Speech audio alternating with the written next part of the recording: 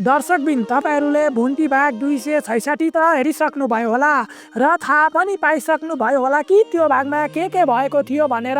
हो साथीहरू, भुन्टीलाई भने भूपेन्द्रले निकै धेरै विश्वास गरेका छन्। चौकीमा गएर त्यति ठुलो प्रमाण भेट्दा पनि भूपेन्द्रले भने आफ्नी बुढीलाई त्यति धेरै शङ्का गरेका छैनन्। साथीहरू, भूमिकाको बलात्कार हुनुमा भुन्टीको हात रहेको छ भन्ने गलत समाचार फैलिएको छ। भुन्टीको खुट्टा तान्ने धेरै रहेका छन्। हामीलाई थाहा नै छ साथीहरू, सत्यको अवश्य जित हुन्छ भनेर।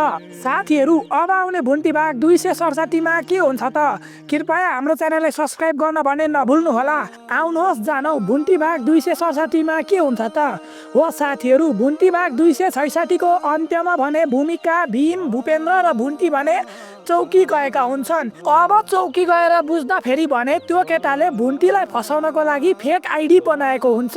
यो थाहा पाएपछि भने भूमिका र भीम भने छक्क पर्छन्।